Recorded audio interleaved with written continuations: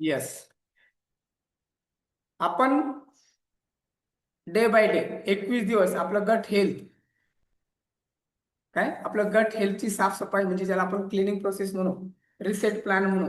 हा जो reset plan आपण बघत आहोत त्यामध्ये 3 स्टेप आहे किंवा 7 दिवसाचा एक चरण त्यात म्हटलं जातं. त्या 7 दिवसाच्या चरणामध्ये पहिला जे चरण असेल, त्या पहिल्या चरणामध्ये काय होईल, आपल्या गट हेल्थची डिटॉक्स प्रणाली चालू होते. डिटॉक्स म्हणजे काय, शरीराची साफसफाई.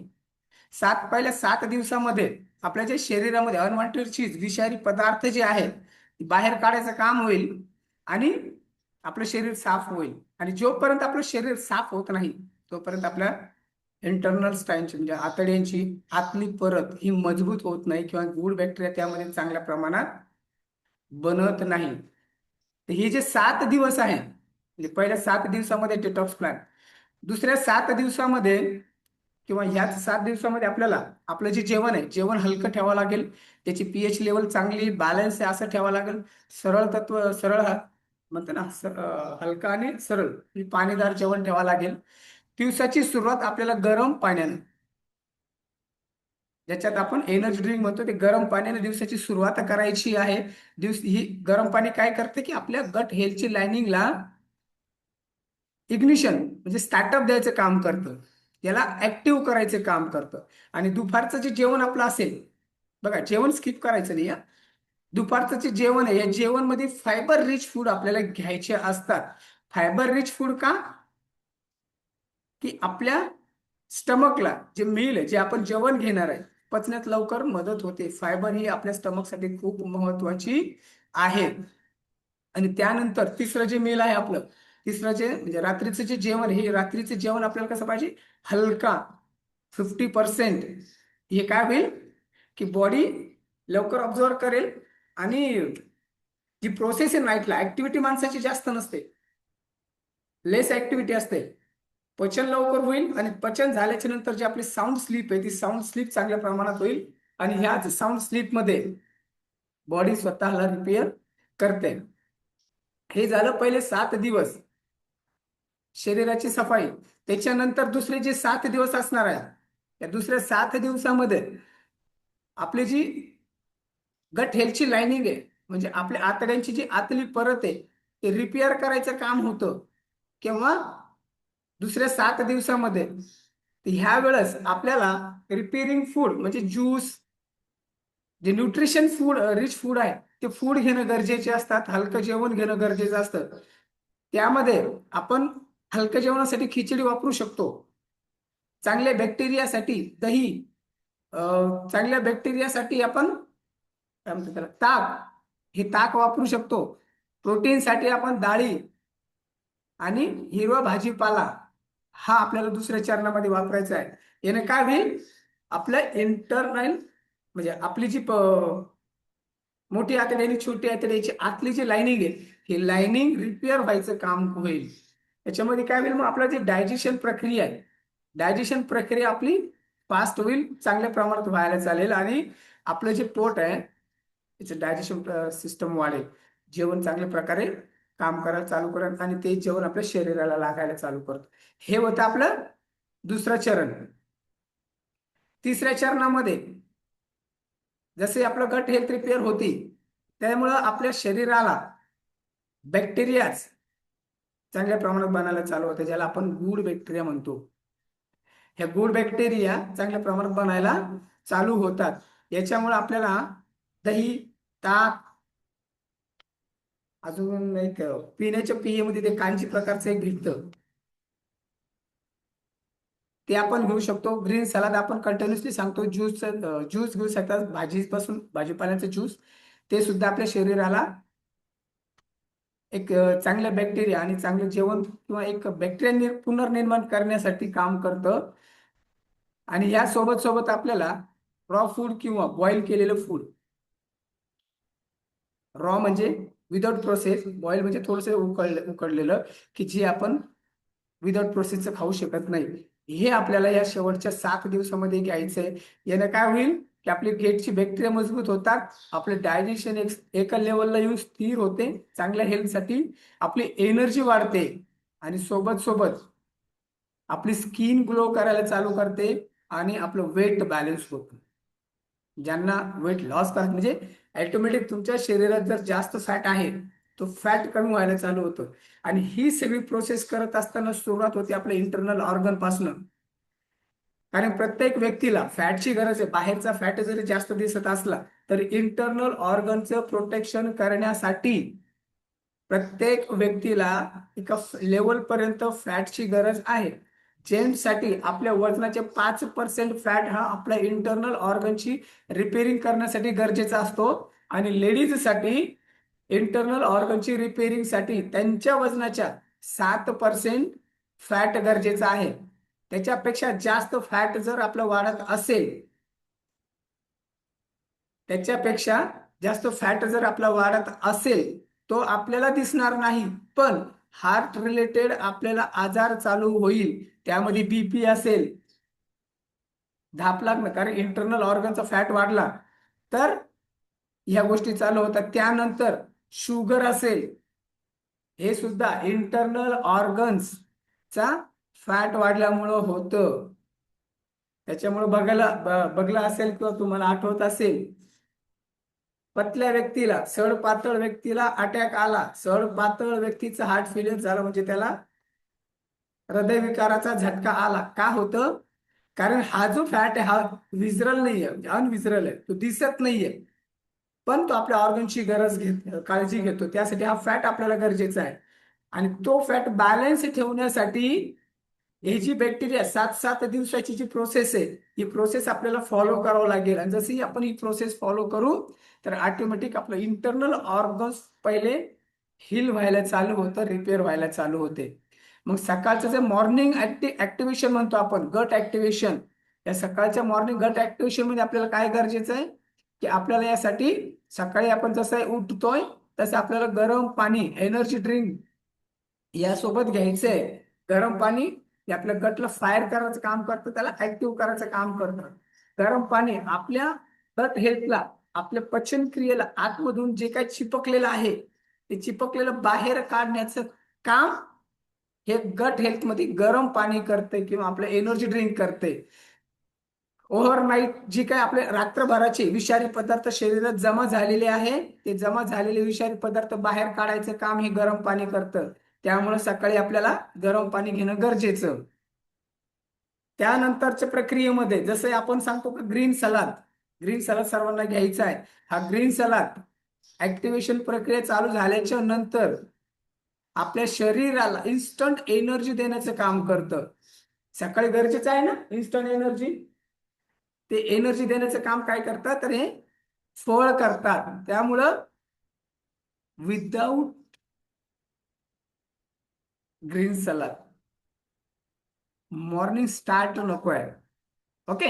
हे फळ अल्कलाइन इफेक्ट आपल्या शरीराला देतात. अल्कलाइन इन्व्हायरमेंट म्हणजे काय, अल्कलाइनला गट बॅक्टेरिया आणि त्याचा रिव्ह्यू चांगल्या प्रमाणे करतात किंवा डायजेशनला स्मूथ बनवायचं काम करतात अल्कलाइन फळ असते. त्यानंतर शरीराला हलकं जेवण, हलकं भोजन, ज्यूस टाईप किंवा पाणीदार फळ आपण जे खायचं सांगतो, रंगबेरंगी कलरचे फळ आपण खायचे सांगतो, हे का सांगतो की याच्यामध्ये फायबर क्वांटिटी चांगली आहे. फायबर क्वांटिटी, आणि जशी फायबर क्वांटिटी इनटेक व्हायला चालू होते तर आपल्या गट हेल्थची इंटरनल लाइनिंग जी आहे ती स्मूथ व्हायला चालू होते, स्मूथ व्हायला. त्यासाठी सकाळची गरम पाणी किंवा एनर्जी ड्रिंक किंवा आपण जे काही टॉक्सिस म्हणू त्याला, हे घेणं गरजेचं. त्यानंतरचा ग्रीन सलाद खाणं गरजेचं. आणि हे जर आपण व्यवस्थित केलं तर बघा सकाळपासूनच तुमची सकाळ जी आहे ना आनंदाने चालू होईल. कारण हॅपी हार्मोन्स, सेरोटोनिन नावाचा जे हार्मोन्स आहे तो रिलीज व्हायला चालू होतो. सकाळी आपल्याला 10 मिनिट तरी सूर्यप्रकाश सर्वांसाठी गरजेचा आहे, सर्वांसाठी. विटॅमिन सी, विटॅमिन डी आणि विटॅमिन D3, कॅल्शियम जर शरीर ऑब्झर्व करत नसेल तर सूर्यप्रकाशात अनवाणी पायाने चाला जमिनीवरती किंवा गवतावरती, तिथून काय होईल आपले शरीर त्या प्रोसेसमध्ये यायला चालू होईल. आपलं कॅल्शियम ऑब्झर्व करणं सुद्धा शरीर चालू करेल. त्यानंतर दुपारचं जे जेवण आहे फायबर रिच फूड, त्याच्यामुळे ग्रीन सलाद म्हणजे रंगबेरंगी आपली जेवणाची प्लेट, कधी पण सांगितलं जाते की 7 रंगाच्या 7 रंगाच्या भाजींनी आपली जेवणाची प्लेट भरलेली पाहिजे. 40% कार्बोहायड्रेट, 30% फायबर आणि 30% फॅट ही आपल्या जेवणाची प्रोसेस सांगितल्या जाते. त्यामुळं दुपारच्या जेवणामध्ये आपल्याला हे ह्या प्रोसेसमध्ये यायचं आहे. सूप, हलकं जेवण ज्यामध्ये फायबरची क्वांटिटी जास्त असेल, त्याच्यामध्ये आपल्याला डाळीचं प्रमाण वाढवायचे. त्याच्यामध्ये बॅक्टेरिया चांगले मिळावं म्हणून दूध, दही आणि छाछ, ज्याला आपण ताक म्हणू, रंगबेरंगी भाजी ह्या वाढवायचंय. याने काय होईल, हे आपलं जे डायजेशन सिस्टम आहे, हे डायजेशन सिस्टम चांगल्या प्रकारे काम करायला चालू करेल. आणि हेच जेवण, गुड बॅक्टेरिया किंवा चांगलं पचन जर झालं, आपल्या शरीराला एनर्जी चांगली मिळेल. आपले शरीर थकवा जाणवणार नाही किंवा आळस त्या व्यक्तीला येणार नाही.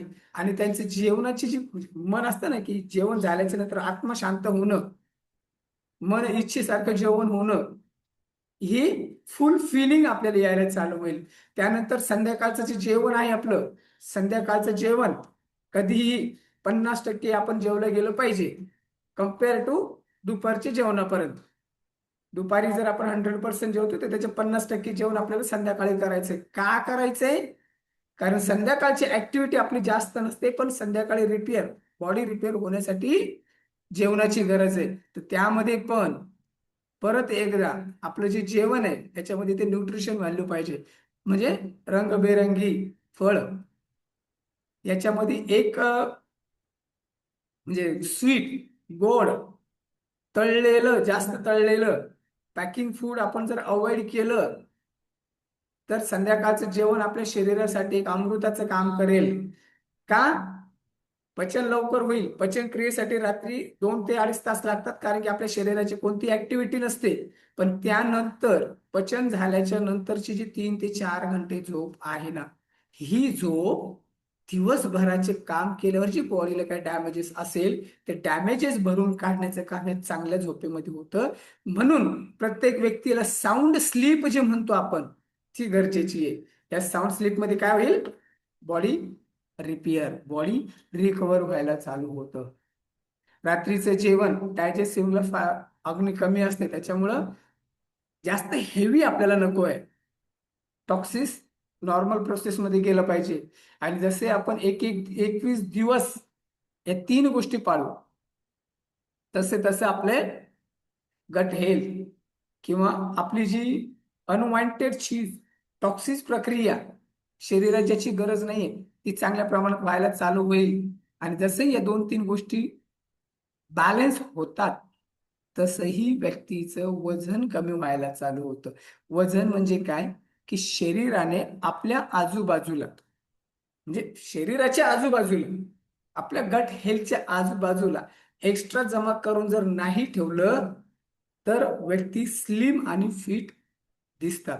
आणि आपण त्याच्यासोबत न्यूट्रिशन व्हॅल्यू रिच फूड का म्हणतो, आणि ऑर्गनला सुद्धा रिपेअर करायचंय, मसलला पण आपल्याला चांगलं जेवण द्यायचंय. त्याच्यामुळं न्यूट्रिशन रिच व्हॅल्यू अन्न, आपल्याला जेवण हे प्रत्येक व्यक्तीला गरजेचं आहे. आपण ह्या 3 गोष्टी 100% जर फॉलो केला, आपण ह्या 3 गोष्टी जर 100% फॉलो केला, तर एका महिन्याचा वेट लॉसचा रिझल्ट 10 ते 15 kg पण असतो. किती? 10 ते 15 kg. पण जर ह्यानंतर तुम्ही स्वतःवर कंट्रोल नाही ठेवला, तर मात्र क्रेविंग भयानक होते.